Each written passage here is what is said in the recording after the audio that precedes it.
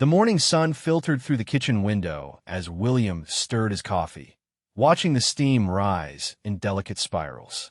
At 42, he had built what many would consider a perfect life. His construction company was thriving. His house in the suburbs was exactly what he and Kate had dreamed of when they were young and broke, and their two children, Emma and Jake, were healthy and bright. But lately, something had felt different about Kate. She had been distant for weeks now, coming home late from her job at the marketing firm, claiming endless meetings and project deadlines.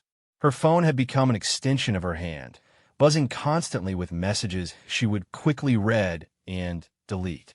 When William tried to look over her shoulder playfully, the way couples do after 15 years of marriage, she would snap the phone shut and give him a tight smile. "Just work stuff," she would say, but her eyes wouldn't meet his. This morning was no different. Kate rushed through the kitchen like a whirlwind, grabbing her travel mug and barely acknowledging his presence. Her dark hair was perfectly styled, her makeup flawless, and she wore that new dress she had bought last month, the one she claimed was for client meetings. "I'll be late again tonight," she announced without looking at him. "Big presentation tomorrow." William nodded, though something twisted in his stomach. "Maybe this weekend we could do something together? Just the four of us. Take the kids to that new mini-golf place." Kate paused at the door, her hand on the handle. For a moment, William thought he saw something flicker across her face. Guilt? Sadness? But then it was gone, replaced by that same distant expression she had worn for weeks. "Maybe," she said. "I have to go." The door closed behind her with a soft click, leaving William alone with his cooling coffee and a growing sense of unease. He had tried to dismiss his suspicions as paranoia, the kind that comes from watching too many movies where marriages fall apart. But the signs were all there, weren't they? The late nights, the secretive phone calls, the way she seemed to be somewhere else even when she was sitting right next to him. Emma bounded into the kitchen then, her backpack slung over one shoulder and her blonde hair in two messy braids. At 12, she was all legs and energy, constantly moving like a hummingbird. "Dad, can you sign this permission slip? We're going to the Science Museum next week." William took the paper from her, grateful for the distraction. "Science Museum, huh? What are you going to see?" "They have this new exhibit about space exploration. Did you know that there are probably billions of planets out there that could support life?" Emma's eyes lit up as she spoke, the same way Kate's used to when she talked about her dreams of traveling the world. "That's incredible, sweetheart." William signed the form and handed it back to her. "Make sure you pay attention and tell me all about it when you get home." Jake wandered in next, 9 years old and still rubbing sleep from his eyes. His brown hair stuck up at odd angles, and he wore his favorite superhero pajamas that were getting too small for his growing frame. "Where's Mom?" he asked, looking around the kitchen. "She had to leave early for work," William replied, the words feeling heavy in his mouth. "She's always at work now," Jake said with a frown. "She missed my baseball game last week, and she promised she would come." William felt that twist in his stomach again. He had been at Jake's game, cheering from the sidelines as his son hit his first home run of the season. Kate had texted at the last minute saying she couldn't make it, another work emergency. But when William had called her office later that evening to tell her about Jake's achievement, her assistant said Kate had left early that day. "Mom's just really busy right now," William said, hating himself for making excuses. "But I was there, and you were amazing." Jake smiled, but it didn't quite reach his eyes. "I know, Dad. You're always there." The words hit William harder than they should have. He was always there. He had built his business to be flexible so he could attend school events and baseball games, so he could be present for his children in a way his own father never had been. But Kate, who used to be equally devoted to their family, seemed to be slipping away piece by piece. After dropping the kids at school, William drove to his construction site on the other side of town. He had a crew working on a new office building, and normally the physical demands of the job helped clear his head. But today, even the familiar rhythm of hammering and the satisfaction of seeing walls rise from nothing couldn't shake his growing anxiety. His foreman, Bobby, noticed his distraction immediately. They had worked together for 8 years, and Bobby could read William's moods better than most people. "You look like hell, boss," Bobby said during their lunch break, settling down on a stack of lumber beside William. "Everything okay at home?" William considered deflecting the way he had been doing for weeks. But Bobby was more than an employee. He was a friend, someone who had been through his own divorce 5 years earlier and understood the signs. "I think Kate might be having an affair," William said quietly, the words feeling strange and terrible in his mouth. Bobby was quiet for a long moment, chewing his sandwich thoughtfully. "What makes you think that?" "Everything," William said, running his hands through his hair. "The late nights, the secretive phone calls, the way she barely looks at me anymore. Last week I found a receipt in her purse for dinner at that expensive restaurant downtown. For 2 people. She told me she was working late that night. Did you ask her about it?" "I tried. She said it was a client dinner, but when I asked what client, she got defensive and stormed off." William stared at his untouched sandwich. "I feel like I'm losing my mind. Maybe I'm just being paranoid." Bobby shook his head. "Trust your gut, man. Mine was screaming at me for months before I found out about Lisa. I kept making excuses, telling myself I was imagining things. But deep down I knew." The rest of the afternoon passed in a blur of activity, but William's mind kept wandering back to Kate. He thought about their early years together, when they were young and broke and completely devoted to each other. They had met in college, both studying business, both dreaming of building something meaningful together. Kate had been vibrant and passionate, full of ideas about starting her own company someday. But life had happened the way it always does. They graduated, got married in a small ceremony in Kate's parents' backyard, and started building their life together. William launched his construction company with a single truck and more determination than sense. Kate took a job at a marketing firm to help pay the bills while they waited for his business to take off.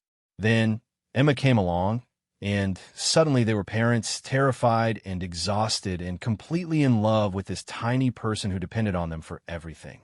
Jake followed 3 years later, and their family felt complete.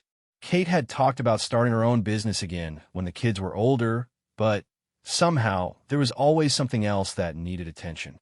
Had she grown to resent the life they had built? William wondered as he drove home that evening. Had she felt trapped by the suburban house and the predictable routine and the husband who was always covered in sawdust? The house was dark when he pulled into the driveway. Kate's car wasn't there, which meant another late night. William found a note on the kitchen counter written in Kate's neat handwriting. "Picking up Chinese food for dinner. Be home around 8. The note felt formal, like something you might leave for a roommate rather than your husband of 15 years. No "love you," or "see you soon," or any of the little endearments that had once peppered their daily communications. William heated up leftover pizza for the kids and helped Jake with his math homework while Emma practiced violin in the living room. The sounds of normal family life surrounded him, but he felt like he was watching it from a distance, like an actor who had forgotten his lines. Kate arrived home at 8:30 with bags of Chinese food and an apologetic smile that didn't quite reach her eyes. She made conversation about the kids' days and asked about William's work, but it felt scripted, like she was going through the motions of being a wife and mother. After dinner, they settled into their usual evening routine.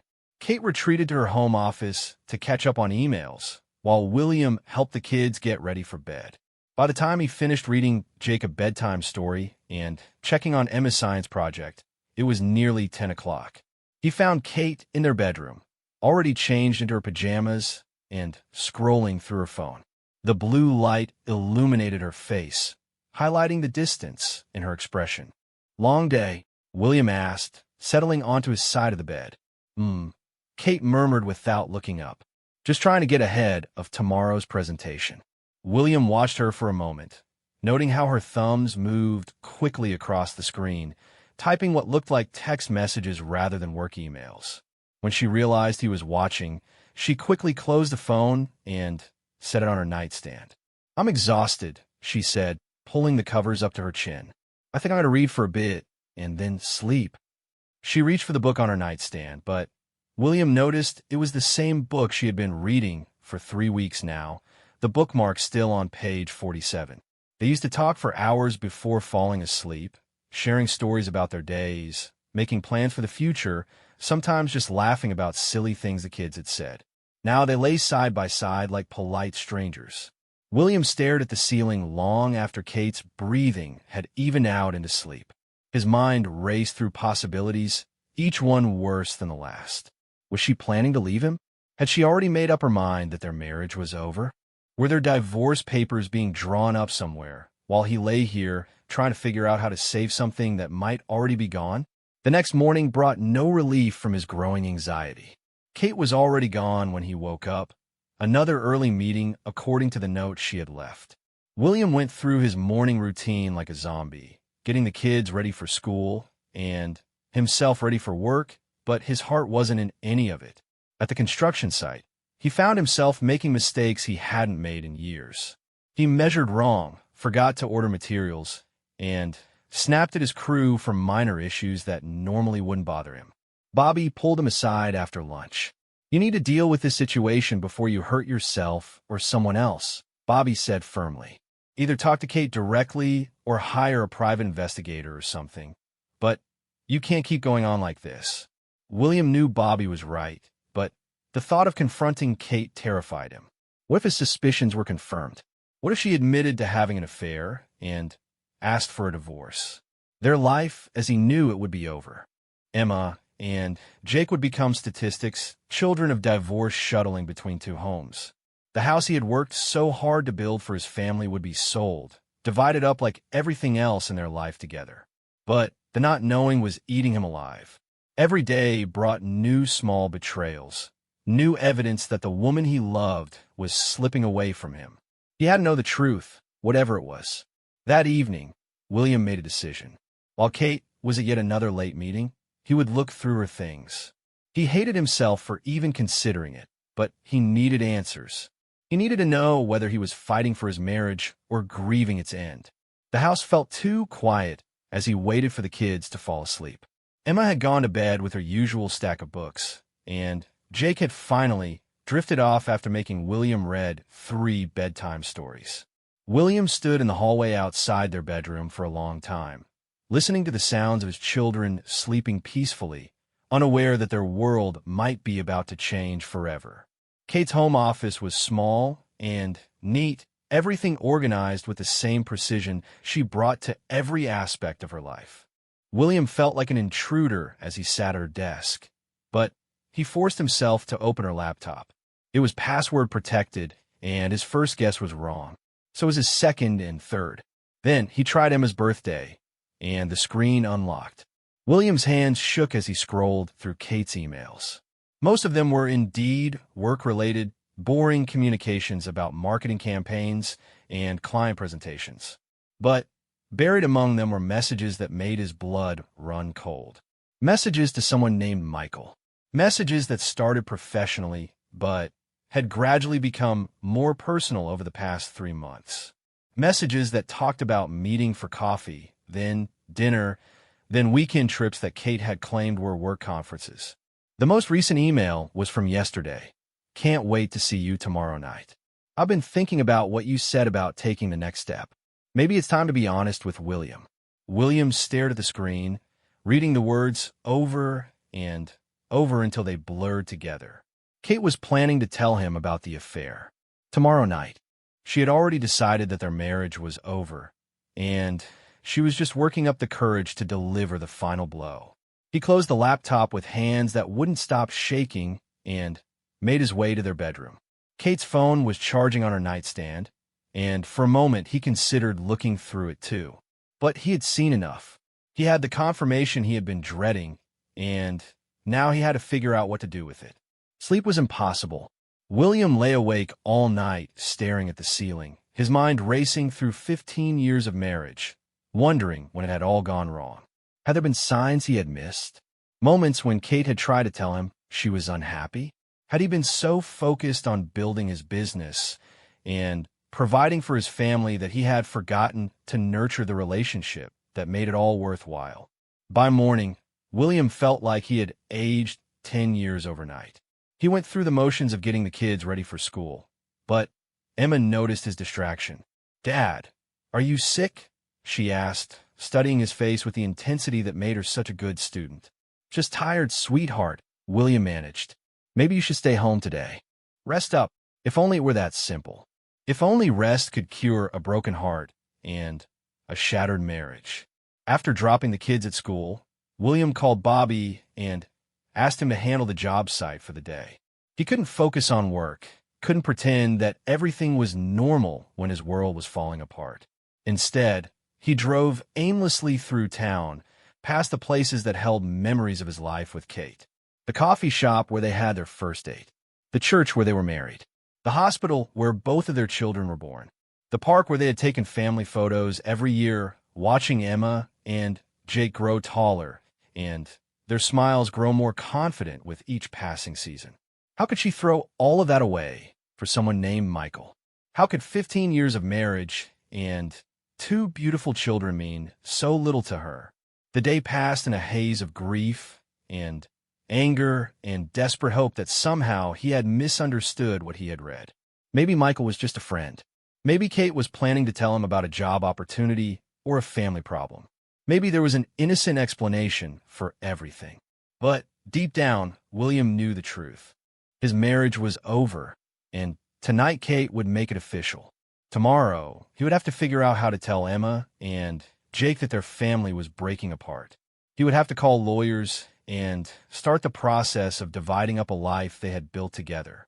He would have to learn how to be a single father and how to live in a world where Kate was no longer his partner, but someone who had chosen another man over the life they had created together.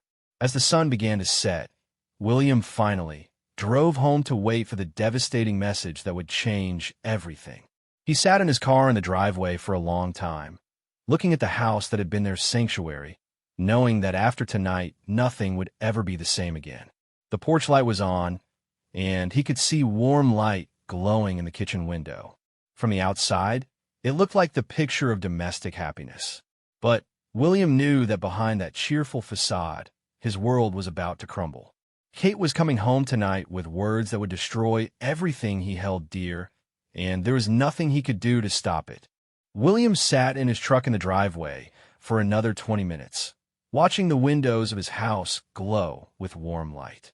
Inside, he could see the silhouettes of his children moving around, probably doing homework or watching television. Normal evening activities that felt surreal given what he now knew was coming. When he finally forced himself to go inside, Emma was sprawled on the living room floor working on a poster about the solar system for her science class. Jake was building something elaborate with his Lego blocks, his tongue poking out slightly in concentration the way it always did when he was focused on a project. "Dad!" Jake looked up with a bright smile. "Look what I'm making. It's a spaceship that can travel to other galaxies." William knelt down beside his son, studying the colorful creation. "That's incredible, buddy. Tell me about it." For the next few minutes, Jake enthusiastically explained the various features of his spaceship, from the rocket boosters to the sleeping quarters for the astronauts. William tried to focus on his son's excitement, to lose himself in this moment of innocence before everything changed. But his mind kept drifting to Kate's email, to the words that had felt like a physical blow to his chest. "Where's Mom?"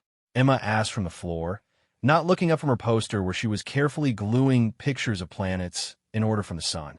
"She'll be home soon," William said, though the words felt like ashes in his mouth. Kate would be home soon, and with her would come the end of everything he thought he knew about his life. The next hour passed with agonizing slowness. William helped Jake finish his spaceship and listened to Emma practice her presentation about Mars. He made dinner, though he could barely eat anything himself. Every few minutes, he found himself glancing at the clock, wondering when Kate would arrive and how she would begin the conversation that would destroy their family. At 7:30, they heard Kate's car in the driveway. William's heart began to race, and he felt physically sick. This was it.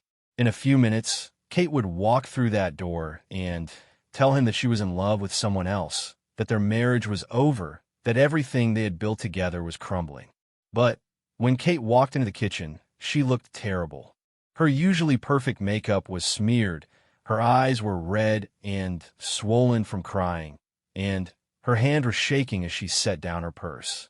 This wasn't the composed, decisive woman William had expected. This was someone who looked as broken as he felt. "Kids," Kate said, her voice hoarse, "can you go upstairs for a little while? Daddy and I need to talk." Emma and Jake exchanged worried glances. They weren't used to being sent away when their parents wanted to talk. Usually family discussions happened around the kitchen table with everyone participating. "Is everything okay?" Emma asked, her 12-year-old intuition picking up on the tension in the room. "Everything's fine, sweetheart," Kate said, but her voice cracked slightly. "We just need to discuss some grown-up things. Go finish your homework, and I'll come say good night in a little while." After the children reluctantly headed upstairs, Kate and William stood in their kitchen staring at each other across an ocean of unspoken words. William's hands were clenched at his sides, his whole body tense as he waited for the blow he knew was coming. "William," Kate began, then stopped. She looked down at her hands, tears starting to fall again. "I have something I need to tell you, and I don't know how to say it." "I already know," William said quietly. Kate's head snapped up, her eyes wide with shock. "You know? How do you know?" "I read your emails last night. I know about Michael." Kate's face went completely white, and she sank into one of the kitchen chairs as if her legs could no longer support her. "Oh God," she whispered. "William, I'm so sorry. I never meant for this to happen." "But it did happen," William said, his voice sounding strange and hollow even to himself. "You've been having an affair for 3 months, and tonight you're going to tell me that you're leaving me for him." "No," Kate said sharply, looking up at him with desperate eyes. "That's not what I was going to tell you." "William, please sit down. Please let me explain." Against his better judgment, William sank into the chair across from her. Part of him wanted to walk away, to spare himself the details of how his wife had fallen in love with another man. But another part of him needed to understand how they had gotten to this point. "I was going to tell you that it's over," Kate said, her words tumbling out in a rush. "The affair, I mean. I ended it today. I told Michael that I couldn't see him anymore, that I was committed to saving my marriage." William stared at her, not sure he had heard correctly. "You ended it?" "Yes," Kate said, wiping her eyes with the back of her hand. "William, I know you have every right to hate me. I know what I've done is unforgivable. But I realized today that I was about to throw away the most important thing in my life for something that was never real." "Never real?" William's voice was getting louder despite his efforts to control it. "You had a 3-month affair with someone, Kate. You lied to me every single day. You missed Jake's baseball game to be with him. How is that not real?" Kate flinched as if he had slapped her. "You're right. It was real in the sense that it happened. But what I felt for Michael, it wasn't love. It was escape. It was the fantasy of being someone different, someone who didn't have responsibilities and commitments and a life that sometimes feels overwhelming." William felt a surge of anger that surprised him with its intensity. "So our life is overwhelming? Being married to me and raising our children is something you need to escape from?" "That's not what I meant," Kate said quickly. "William, please try to understand. I love you. I love our children. I love the life we've built together. But somewhere along the way, I lost myself. I became just a wife and mother and employee, and I forgot who Kate was underneath all of those roles. So you decided to find yourself by sleeping with another man?" The words hung in the air between them like a weapon. Kate's face crumpled, and she began to cry harder. "I know how it sounds. I know how terrible it is. But, William, I was drowning. I felt like I was disappearing a little bit more each day, and Michael made me feel like a person again instead of just someone who existed to take care of everyone else." William stared at his wife, trying to reconcile this broken woman with the Kate he thought he knew. "Why didn't you talk to me? If you were feeling lost or overwhelmed or whatever it was, why didn't you come to me?" "Because you always have everything together," Kate said through her tears. "You built a successful business from nothing. You're an amazing father. You never seem to doubt yourself or wonder if you're living the right life. I was afraid that if I told you I was struggling, you would think less of me. Think less of you. William's voice cracked. Kate, you're my partner. We're supposed to help each other through difficult times. That's what marriage means. I know that now, Kate said. I realized it today when Michael asked me to leave you and start a new life with him. When he said those words, all I could think about was Emma's laugh and Jake's bedtime stories and the way you still hold my hand when we're watching movies. I realized that running away wouldn't solve anything. It would just destroy everything that actually matters. William felt like he was drowning in conflicting emotions. Relief that Kate had chosen their family over Michael. Rage that she had betrayed him in the first place. Confusion about how he was supposed to move forward from this moment. Love for the woman he had married 15 years ago, who was sitting across from him looking more broken than he had ever seen her. He asked you to leave us? William asked quietly. Kate nodded. He said he was tired of being a secret. He wanted me to tell you about the affair and ask for a divorce so we could be together openly. And what did you tell him? I told him that I had made a terrible mistake, but that my family was more important than anything else. I told him that I loved my husband and my children, and that I was going to do whatever it took to repair the damage I had caused. They sat in silence for a long time, the kitchen clock ticking loudly in the background. William's mind was racing, trying to process everything Kate had told him. She had ended the affair. She had chosen their family. But could he ever trust her again? Could he ever look at her without remembering what she had done? How did it start? William asked finally. He wasn't sure he wanted to know, but he felt like he needed to understand how they had gotten to this point. Kate took a shaky breath. Michael joined the marketing firm about 6 months ago as a senior account executive. At first, it was just professional. We worked on a few projects together, and he was easy to talk to. He listened to my ideas and seemed to value my opinion in a way that made me feel important. I value your opinion, William said. I know you do, Kate said quickly. But, William, you're my husband. You're supposed to support me and believe in me. Michael was someone who didn't know me as a wife or mother. He only knew me as Kate, the marketing professional, and that felt liberating. William tried to understand what she was saying, but it felt like she was speaking a foreign language. So you started having feelings for him? Not at first. At first, it really was just work.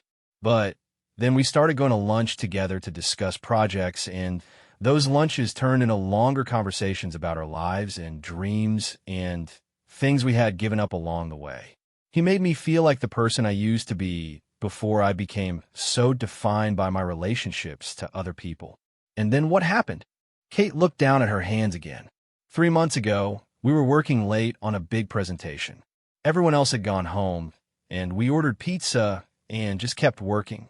We were both exhausted and stressed, and when we finally finished, Michael said something about how much he enjoyed spending time with me. And I said something back about feeling the same way. And then he kissed me. William felt like someone had punched him in the chest. And you kissed him back. Yes, Kate whispered. I kissed him back. And, William, for those few seconds, I felt alive in a way I hadn't felt in years. I felt like Kate again, not just somebody's wife or mother or employee. So you decided to keep kissing him. I know how it sounds, Kate said desperately. I know you can't understand it. But, William, I felt like I'd been sleepwalking through my life for years, just going through the motions of being who everyone expected me to be. With Michael, I remembered what it felt like to be desired for who I was, not just for what I could do for other people. William stood up abruptly, pacing to the window and staring out at their backyard where the kids' swing set stood silent in the darkness. So for 3 months, you lived a double life. You came home to me and the kids every night after spending time with him. Yes, Kate said, her voice barely audible. And I hated myself for it. Every day, I told myself I would end it. But every day, I found an excuse to see him again. I was addicted to feeling like myself instead of feeling lost. What about us? William turned back to face her.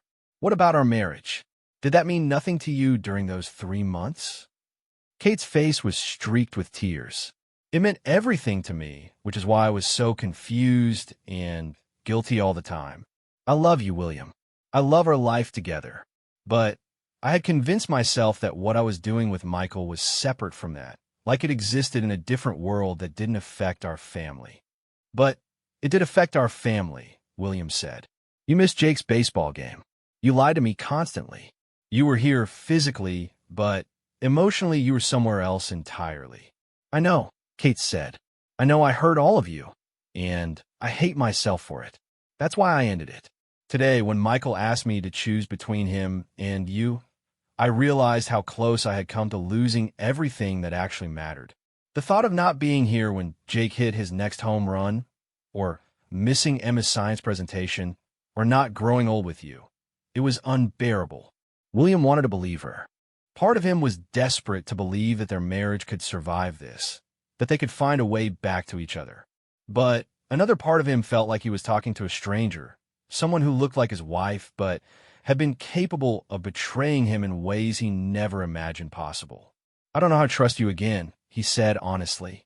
Every time you're late from work, or every time your phone buzzes, or every time you seem distant, I'm going to wonder if there's someone else. I understand that, Kate said. I know I've destroyed your trust, and I know it might take years to rebuild it, if it can be rebuilt at all. But, William, I'm willing to do whatever it takes. I'll change jobs if you want me to. I'll go to counseling. I'll be completely transparent about everything I do and everywhere I go. I'll do anything to prove to you that I'm committed to our marriage. Change jobs. I can't work with Michael anymore. I was planning to put in my notice tomorrow anyway, before you found out about any of this. I can't be around him and expect to repair our marriage. William sank back into his chair, feeling exhausted by the emotional weight of everything Kate had told him. She had ended the affair. She was willing to leave her job. She seemed genuinely remorseful and committed to saving their marriage. But could he ever forget what she had done? Could he ever look at her the same way? What about Emma and Jake, he asked. Do they know anything? No, Kate said firmly. I would never want them to know about this unless absolutely necessary. They think their parents love each other and that our family is stable. I want to keep it that way. But how do we move forward? How do we pretend everything is normal when I feel like I don't know who you are anymore? Kate looked at him with desperate hope in her eyes. We take it one day at a time. We go to counseling together. We work on rebuilding what I damaged. William, our marriage is worth fighting for. Our family is worth saving. I know I'm the one who broke us, but I'm begging you to let me try to fix us. William stared at his wife, this woman he had loved for so many years, who had just confessed to the worst betrayal he could imagine. He thought about Emma upstairs working on her science project, and Jake building spaceships that could travel to other galaxies. He thought about 15 years of shared memories, and 2 beautiful children, and a life that, despite its imperfections, had been fundamentally good.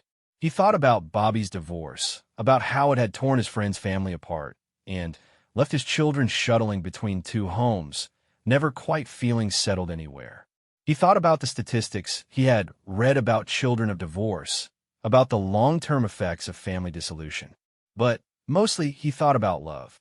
Not the romantic, passionate love of movies and novels, but the deep, complicated, sometimes painful love that comes from building a life with someone through good times and bad. The love that survives sleepless nights with sick children and financial stress and the gradual erosion of youthful dreams. The love that Kate had betrayed but might still be strong enough to survive even this. I need time, William said finally.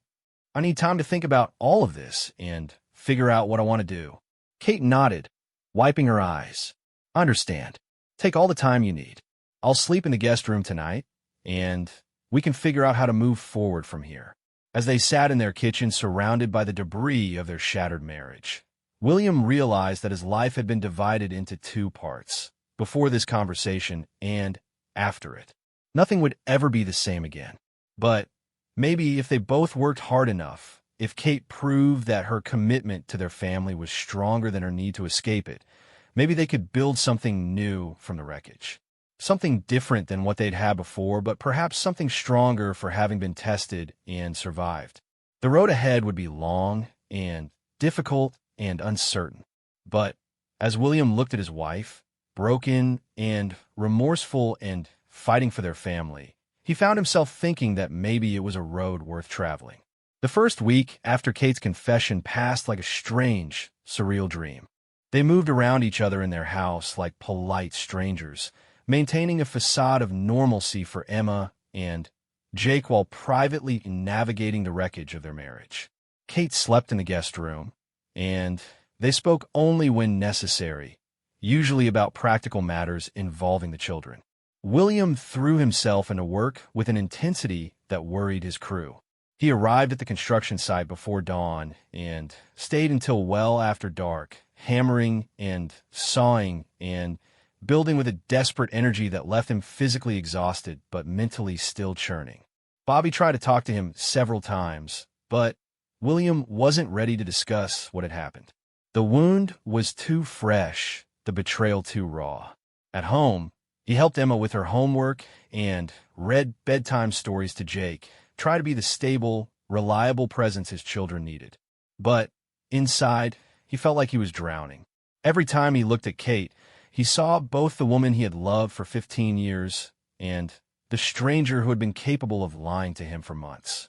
The two images couldn't reconcile in his mind, and the cognitive dissonance was exhausting. Emma noticed the tension first, the way children always do. On Thursday evening, she cornered William in the garage where he was organizing tools, a task that didn't need doing but gave him an excuse to avoid the house. "Dad," she said, settling down on an overturned crate beside his workbench. "Are you and Mom getting divorced?" The directness of the question hit William like a physical blow. "What makes you ask that, sweetheart? Mom's been sleeping in the guest room. You guys barely talk to each other anymore. And yesterday I heard Mom crying in the bathroom." Emma's 12-year-old face was serious beyond her years. "My friend Sarah's parents acted the same way before they split up." William set down the wrench he had been holding and looked at his daughter. She had Kate's eyes, intelligent and perceptive, and right now they were filled with worry that no child should have to carry.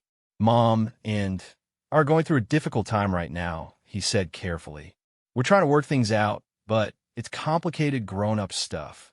But you're not getting divorced?" William wanted to give her a definitive answer, to reassure her that their family would remain intact. But he couldn't lie to her, not when he genuinely didn't know what the future held. "I don't know what's going to happen," he said honestly. "But I want you to know that no matter what happens between Mom and me, we both love you and Jake very much. That will never change." Emma nodded solemnly, but he could see the fear in her eyes. "Can you try really hard to work it out? I don't want to live in two different houses like Sarah does." "We're trying, sweetheart. We really are."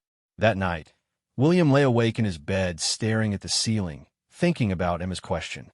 Were he and Kate going to get divorced? A week ago, he would have said absolutely not.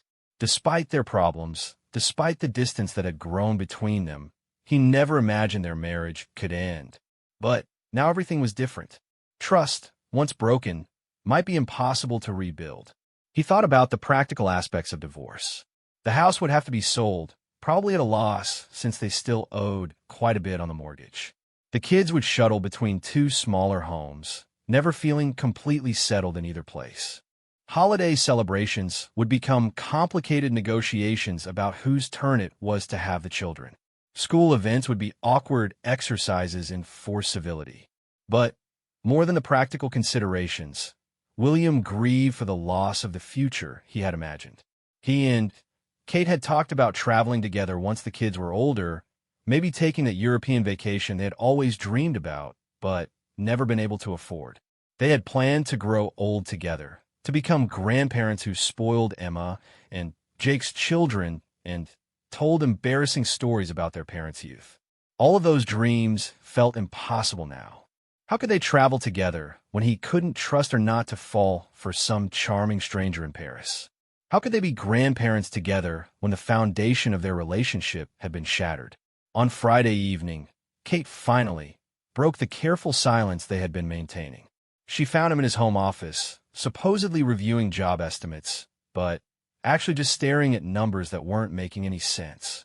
"William," she said from the doorway, "can we talk?" He looked up at her, noting how exhausted she looked.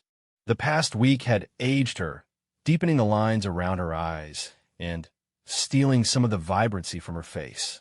Part of him felt satisfaction at seeing her pain, which made him feel guilty and petty.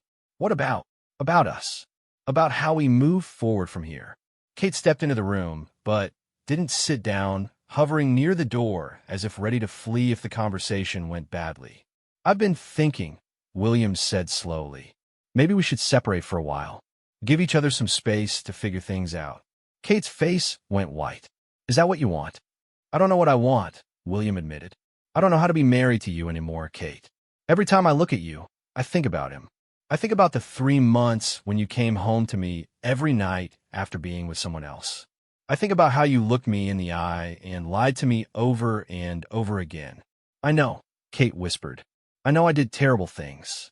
But, William, separating won't fix anything. It will just make it easier for us to drift apart completely." "Maybe that's what needs to happen," William said.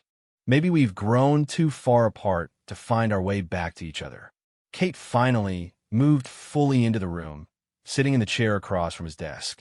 "I don't believe that. We have 15 years of history together. We have 2 children who need both of their parents. We have a love that's strong enough to survive this if we're both willing to fight for it." "Do we?" William asked. "Do we really have that love? Or have we just been going through the motions for so long that we forgot what love actually feels like?" The question hung in the air between them, painful in its honesty. William realized he had voiced something that had been bothering him even before he discovered Kate's affair. When was the last time they had really talked about something more meaningful than schedules and household logistics? When was the last time they had laughed together or shared a moment of genuine intimacy? "I think we lost our way," Kate said quietly. "Both of us. We got so caught up in the responsibilities of adult life that we forgot to nurture our relationship. But, William, that doesn't mean the love isn't still there. It just means we have to work to find it again. How can I trust you to do that work when you've already shown me that when things get difficult, your solution is to find someone else?" Kate flinched as if he had slapped her. "That's not who I am," she said. "What I did with Michael was the worst mistake of my life. It wasn't a pattern of behavior, and it won't happen again." "How can I know that for sure?" "Because I've seen what I almost lost," Kate said, her voice growing stronger. "I've seen how close I came to destroying everything that matters to me. William, I don't want to escape from our life anymore.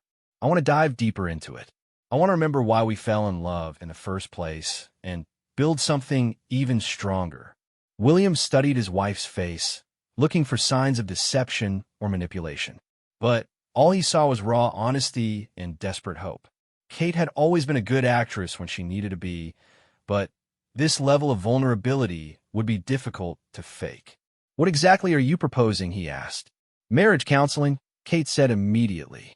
"I've already researched therapists in the area who specialize in rebuilding trust after infidelity.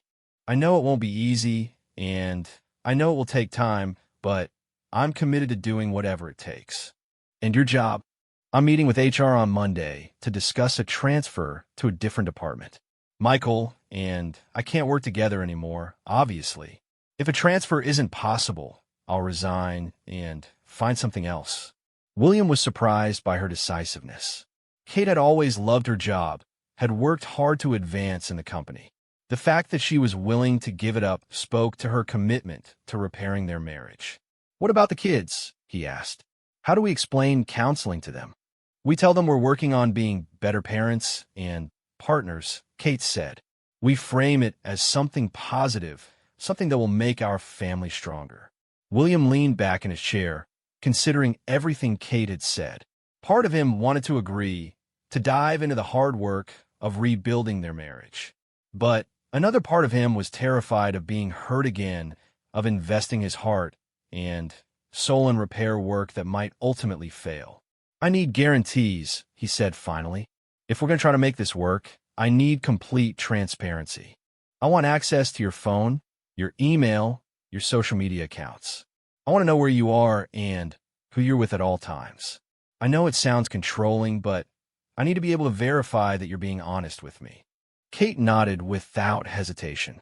"Done. I'll give you all my passwords right now if you want them. And if I ever find out that you've lied to me again, even about something small, it's over. No second chances, no explanations, no working things out. I'll file for divorce immediately." "I understand," Kate said. "William, I will never lie to you again. I swear on our children's lives." The weight of that promise hung in the air between them.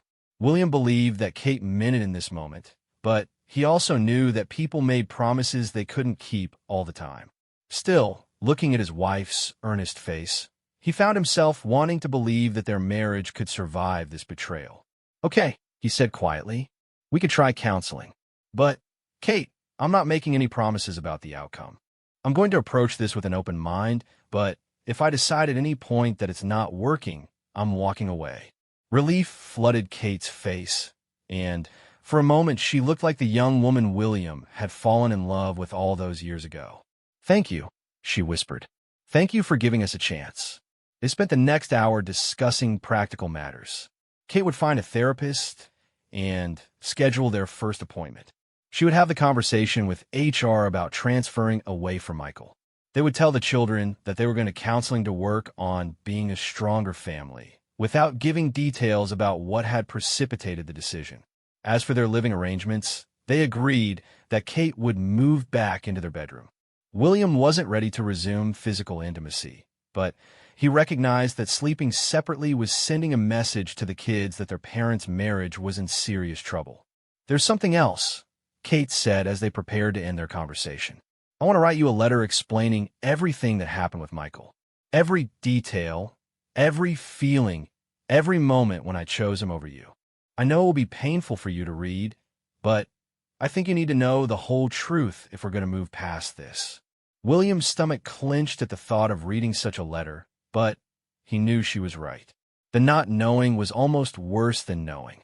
His imagination had been conjuring up scenarios that might be worse than the reality. "Okay," he said, "but I might not be ready to read it right away." "Whenever you're ready," Kate said.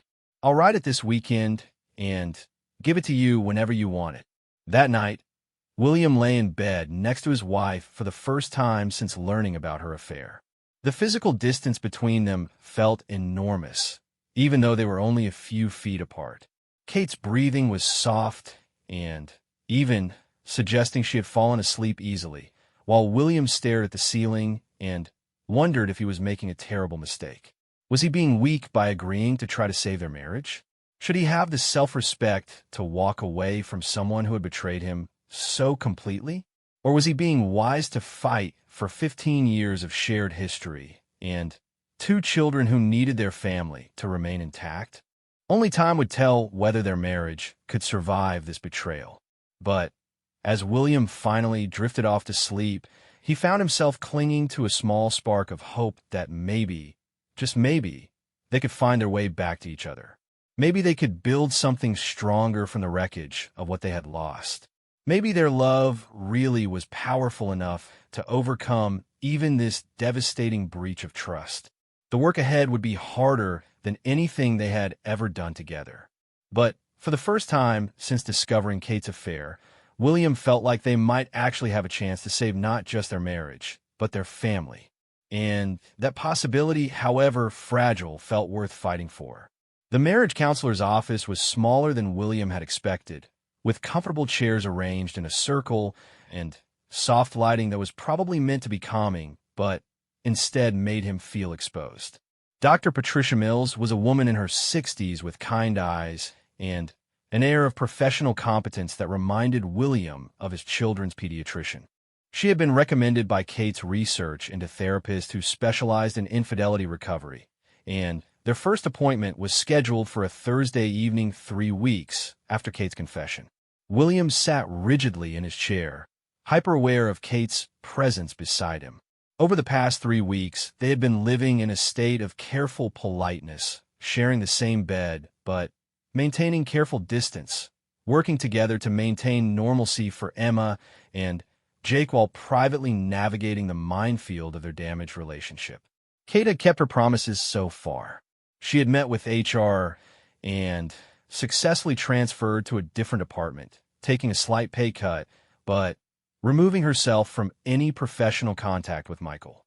She had given William all of her passwords and submitted to complete transparency about her whereabouts and communications. Most importantly, she had written the letter she had promised, detailing every aspect of her affair with painful honesty. William had read that letter 3 times, each reading more devastating than the last. Kate had spared no detail in describing how the affair had started, progressed, and, finally, ended. She wrote about the excitement she had felt in those early secret meetings, the guilt that had eaten at her daily, and the moment when Michael had asked her to leave her family that she realized what she was about to lose. The letter had answered many of William's questions, but it had also raised new ones. How could the woman he thought he knew have been capable of such deception? How could she have looked him in the eye each morning and pretended everything was normal while secretly planning to meet another man? How could she have made love to him while thinking about someone else? Why don't we start with each of you telling me why you're here? Dr. Mills said, settling back in her chair with a notepad. Kate looked at William, clearly waiting for him to begin, but he found himself unable to speak. How did you summarize the destruction of everything you thought you knew about your life in a few sentences? I had an affair, Kate said when the silence stretched too long. 3 months ago, I made the worst mistake of my life and betrayed my husband and our marriage. We're here because we want to try to rebuild what I destroyed. Dr. Mills nodded and turned to William. And what brings you here, William? I'm here because my wife asked me to be, William said, his voice sounding harsher than he intended. I'm not sure our marriage can survive what she did, but I'm willing to try counseling for the sake of our children. Just for the children? William hesitated. I used to love my wife, he said carefully. I thought she loved me too. Now I don't know what I feel or what she feels or whether any of it was ever real. Dr. Mills made some notes. Kate, how would you respond to what William just said? Everything was real, Kate said immediately, turning to look at William with desperate intensity. Our wedding day was real. The night Emma was born, and we cried together because we were so happy it was real. All those Sunday mornings when we made pancakes, and the kids got syrup everywhere, and we laughed until our stomachs hurt, those were real. The affair was the lie, William. Everything else was true. William stared at his hands, unable to meet Kate's eyes. How can I tell the difference anymore? How can I know what was real and what was just you going through the motions while you were thinking about him? Because I'm telling you, Kate said. Because I'm here fighting for us instead of walking away with him when he asked me to. Because I gave up a job I loved and opened up my entire life for your inspection and agreed to sit in this room and dissect the worst thing I've ever done. Would I do all of that if I didn't love you? People do all kinds of things for all kinds of reasons, William said. Maybe you're here because divorce would be expensive and complicated. Maybe you're here because you don't want to be the bad guy in front of the kids. Kate's face crumpled, and William felt a stab of guilt for hurting her so deliberately. But he couldn't seem to stop himself from probing the wound, from testing whether her remorse was real or just another performance. Let's step back a moment, Dr. Mills interjected gently. William, I can hear how much pain you're in, and Kate, I can see how much you regret your choices. But if we're going to make progress here, we need to establish some ground rules about how we communicate with each other. For the next hour, Dr. Mills guided them through exercises in active listening and conflict resolution. She asked them to share specific memories from their relationship, both positive and negative. She had them practice expressing their feelings without attacking each other. Slowly, painfully, they began to chip away at the wall of anger and hurt that had grown between them. Homework, Dr. Mills said as their session neared its end. I want each of you to write down 3 things you appreciate about the other person and 3 things you'd like to see change in your relationship. Bring those lists to our next session. As they drove home in silence, William found himself thinking about the assignment.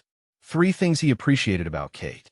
Once upon a time, he could have listed dozens without thinking. But Now, when he tried to focus on her positive qualities, all he could see was the woman who had betrayed him. Still, by the time they reached their house, he had managed to identify a few things. Kate was an excellent mother, patient and creative in ways that made their children feel loved and supported. She was brilliant at her job, able to solve complex problems and manage difficult clients with grace and intelligence. And despite everything that had happened, she was here, fighting for their marriage instead of taking the easier path of divorce. The next few weeks fell into a new routine. They attended counseling sessions every Thursday evening, slowly working through the layers of hurt and mistrust that Kate's affair had created. At home, they practiced the communication techniques Dr. Mills taught them, though progress was slow and often frustrating. William's anger came in waves. Sometimes he would be folding laundry or helping Jake with homework and, suddenly, be overwhelmed by rage at what Kate had done. Other times, he would catch himself watching her interact with their children and remember why he had fallen in love with her in the first place. Kate, for her part, seemed to be walking on eggshells constantly. She was overly accommodating, quick to apologize for minor infractions, desperate to prove her commitment to their family. William could see the effort she was putting in, but sometimes her obvious guilt made him feel worse rather than better. One evening in October, about 6 weeks after they had started counseling, William came home from work to find Kate in the kitchen making dinner while Emma and Jake did homework at the kitchen table. It was a scene that had played out thousands of times during their marriage, but tonight something felt different. Maybe it was the way Kate smiled when she saw him, a genuine expression of pleasure rather than the careful politeness she had been maintaining. Maybe it was the way Jake jumped up to hug him and tell him about a science experiment they had done in school. Maybe it was just that William was finally beginning to believe that their family might actually survive this crisis. "How was your day?" Kate asked as she stirred something on the stove that smelled like his favorite pasta sauce. "Good," William said, and realized he meant it. "We finished the foundation on the Henderson project, and it's looking like we might come in under budget." "That's wonderful," Kate said, and her pleasure seemed genuine. "You've been working so hard on that one." It was such a normal exchange, the kind of conversation they had shared thousands of times before. But tonight it felt precious and fragile, like something they were both afraid to break. After dinner and homework and bedtime stories, William and Kate found themselves alone in their living room for the first time in weeks without the structure of a counseling appointment to guide their conversation. "I read an interesting article today," Kate said, settling onto the couch with a safe distance between them, "about a couple who rebuilt their marriage after infidelity. They said it took 3 years before they both felt like they had completely healed from it." 3 years, William repeated. "That's a long time." "It is," Kate agreed. But they said their marriage ended up stronger than it had ever been before. They learned how to really communicate with each other and address problems before they became overwhelming. William considered this. "Do you think we can do that? Learn to communicate better?" "I hope so," Kate said. "I think we were both guilty of taking each other for granted before this happened. I know I was. I got so caught up in the day-to-day routine that I forgot to nurture our relationship." "I did that too," William admitted, surprising himself with the confession. "I was so focused on building the business and providing for our family that I didn't pay attention to whether you were happy or fulfilled." Kate looked at him with something like relief. "You're not responsible for what I did, William. I made the choice to have an affair instead of talking to you about my feelings. That's on me, not you. But maybe if we had been talking more, really talking, you wouldn't have felt so lost that you turned to someone else." They sat in comfortable silence for a while, each lost in their own thoughts. William found himself remembering their early years together, when he used to stay up late talking about everything and nothing when they were each other's best friends as well as lovers. "Kate," he said suddenly, "do you remember our 3rd anniversary? We were broke and couldn't afford to go out, so we made dinner together and danced in the kitchen to that old radio." Kate's face lit up with the memory. "You stepped on my feet the entire time, and we laughed until we cried. We were so happy then," William said. Even though we had nothing, we were happy. We can be happy again, Kate said quietly. It won't be the same kind of happiness, because we've both been changed by what happened. But, William, I believe we can build something even better if we're both willing to do the work. William looked at his wife, really looked at her for the first time in months. She looked older, worn down by the weight of her guilt and the effort of rebuilding his trust. But, underneath the exhaustion, he could still see traces of the woman he had fallen in love with. The woman who laughed at his terrible jokes and cried at sad movies and stayed up all night when their children were sick.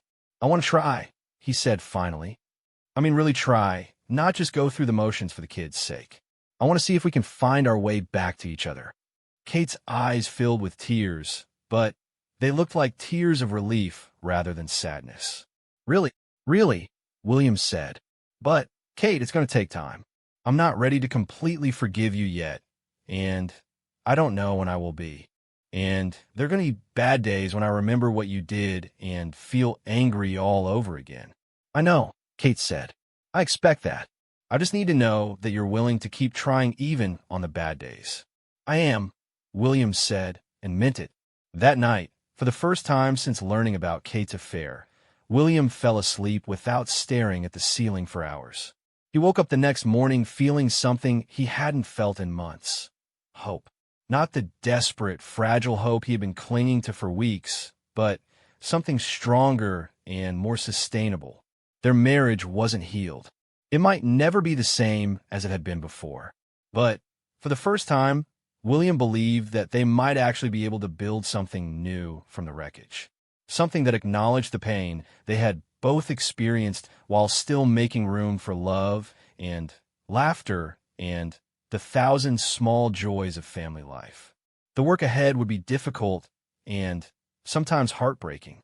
But, as William watched Kate make breakfast for their children, humming softly to herself for the first time in months, he felt like they were finally moving in the right direction. Together.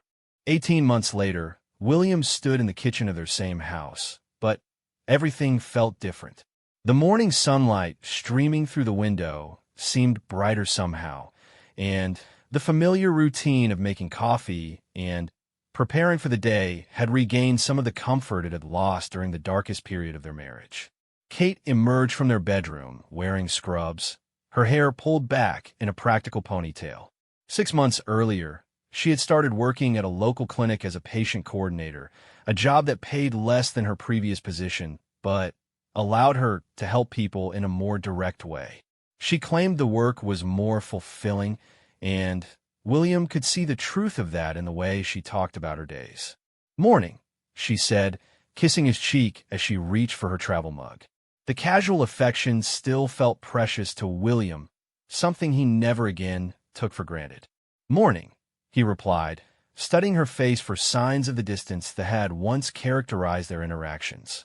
But her eyes were warm and present, focused on him rather than somewhere else entirely. "Jake has practice until 6 tonight, and Emma's staying after school for drama club," Kate said. "Want to grab dinner? Just the two of us." The invitation was casual, but William heard the underlying question. They had been working steadily to rebuild not just their marriage, but their friendship, rediscovering the pleasure they once took in each other's company. Date nights were still rare occurrences, carefully planned events that sometimes felt awkward as they relearned how to be together without the cushion of their children's presence. "I'd like that," William said, and was pleased to realize he genuinely meant it. They had both changed significantly over the past year and a half. William had learned to express his feelings more directly instead of bottling them up until they exploded. Kate had learned to recognize the signs of her own discontent and address problems before they became overwhelming. They had both learned that a marriage required constant attention and care, not just during crises, but in the everyday moments that made up a shared life. Dr. Mills had warned them that healing wouldn't be linear. There would be setbacks and difficult days and moments when the old pain would resurface unexpectedly. She had been right about all of that. There were still nights when William would wake up thinking about Kate's betrayal, still moments when Kate would catch him looking at her with suspicion instead of love. But those moments were becoming rarer. More often now, William found himself appreciating the woman Kate had become through the process of rebuilding their relationship. She was more honest now, more willing to admit when she was struggling instead of pretending everything was fine. She had developed a confidence that came from having faced the worst thing she had ever done and committed to becoming better. Emma bounded into the kitchen, her backpack already slung over her shoulder and her hair in a messy bun that somehow looked intentionally stylish. At 13, she was becoming a young woman, and William was constantly amazed by her intelligence and compassion. "Dad, can you pick me up from drama practice tomorrow? Mom has to work late." "Of course, sweetheart," William said. "What are you working on?" "We're doing scenes from Romeo and Juliet. I got to play Juliet in the balcony scene."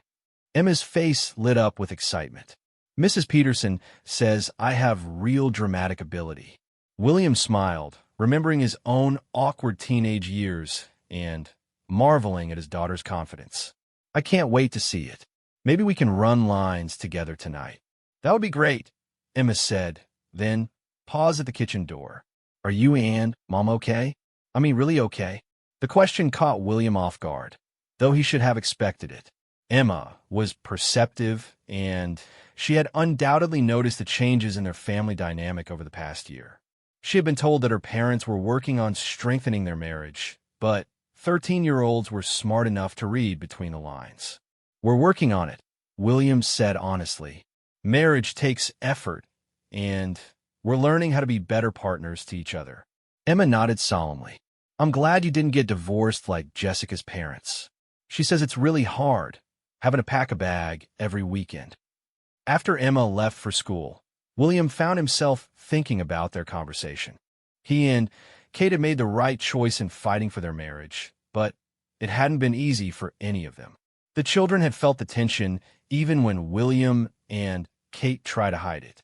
They had absorbed the uncertainty and stress in the ways children always do, through small behavioral changes and anxious questions about their family's stability.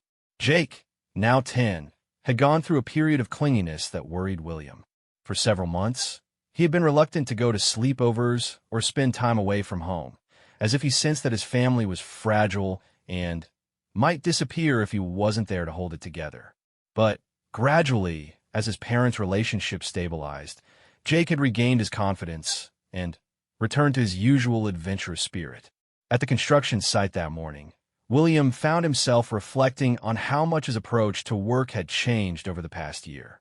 He still took pride in his business and worked hard to provide for his family, but he no longer used work as an escape from emotional difficulties. When problems arose at home, he addressed them directly instead of throwing himself into 18-hour days of physical labor. Bobby noticed the change immediately when William arrived on site. "You look good, boss," Bobby said as they reviewed the day's plans. Relaxed. "Things must be going well at home." "They are," William said, and was surprised by how easily the words came. For months after Kate's confession, he had been unable to discuss his marriage with anyone, too raw and uncertain to put his feelings into words. But now he could acknowledge that he and Kate were genuinely happy together, not just going through the motions for the sake of their children. "I'm proud of you, man," Bobby said. "What you and Kate have done, rebuilding your marriage after what happened, that takes real courage. A lot of people would have just walked away." William considered this. Walking away would have been easier in some ways, but it wouldn't have been right not for us. We had too much worth saving. Not everyone would see it that way. "Maybe not," William agreed. "But Kate and we built something together over 15 years. We had children together, survived financial stress and family crises, and all the normal challenges of adult life. One terrible mistake, even one as devastating as an affair, didn't erase all of that history." The conversation reminded William of how isolated he had felt during the worst period of their crisis. He had been too ashamed to tell most people what was happening, too uncertain about the outcome to seek support from friends and family. Only Bobby and Dr. Mills had known the full extent of their problems, and their guidance had been crucial in helping him navigate the complex emotions of betrayal and potential forgiveness. That evening, William and Kate met at a small Italian restaurant they had discovered during their dating years. It was the kind of place they had once considered too expensive for their budget, but now they could afford the occasional splurge. More importantly, it held memories of happier times, reminders of who they had been before life became so complicated. "How was your day?" Kate asked as they settled into their booth. It was such a simple question, the kind couples ask each other thousands of times over the course of a marriage. But William no longer took these small intimacies for granted. He told her about the progress on the Henderson project, about a difficult client who had finally approved their renovation plans, about Bobby's observation that he looked happier. Kate listened attentively, asking follow-up questions and offering insights in the way she always had during their early years together. William realized that somewhere along the way, without him noticing, they had regained the easy conversational rhythm that had once characterized their relationship. "I have something to tell you," Kate said when he finished describing his day. William's body tensed automatically, a conditioned response to unexpected announcements that might signal new problems. Even 18 months later, his nervous system still carried the trauma of Kate's confession. Kate noticed his reaction immediately. "Nothing bad," she said quickly. "Actually, something good. I hope you'll think it's good." William forced himself to relax. "What is it?" "I've been offered a promotion at the clinic. They want me to oversee patient services for all 3 of their locations. It would mean more responsibility, but also better pay and the chance to really make a difference in how they serve their community." William felt a surge of pride in his wife's professional accomplishments. "That's wonderful, Kate. You've worked so hard since you started there. The thing is, it would require some travel. Not much, maybe 1 or 2 trips per month to visit the other locations and coordinate services. I wanted to talk to you about it before I gave them an answer." William appreciated that Kate was asking for his input rather than simply announcing her decision. It was another sign of how their communication had improved, how they now approached major decisions as true partners rather than individuals who happened to be married. "How do you feel about the travel?" William asked. "Honestly, a little nervous. Not about the work itself, but about how you'd feel about me being away sometimes. I know trust is still something we're rebuilding." Her honesty was both painful and reassuring. William was grateful that Kate acknowledged the lingering effects of her betrayal, that she understood his need for transparency and consideration. At the same time, he hated that her professional opportunities were constrained by his ongoing insecurity. "I think you should take it," he said after a moment. "You deserve this promotion, and I trust you to handle the travel responsibly." Kate's face lit up with surprise and gratitude. "Really? You're not worried about me traveling alone?" William was worried, if he was being completely honest. The thought of Kate in hotels in other cities still triggered anxiety about her faithfulness. But he also knew that he couldn't let his fear control their lives indefinitely. Kate had proven her commitment to their marriage through 18 months of complete transparency and dedicated effort to rebuild their relationship. "I'm a little worried," he admitted, "but that's my issue to manage, not yours. You've earned this opportunity, and I want you to take it." Kate reached across the table and took his hand, a gesture that still sent a small thrill through William's chest. "Thank you for trusting me and for supporting my career even when it's not easy for you." They spent the rest of dinner talking about practical considerations for Kate's new position, but underneath the logistics, William sensed a deeper shift in their relationship. They were no longer just 2 people trying to repair something that had been broken. They were partners again, supporting each other's dreams and working together toward a shared future.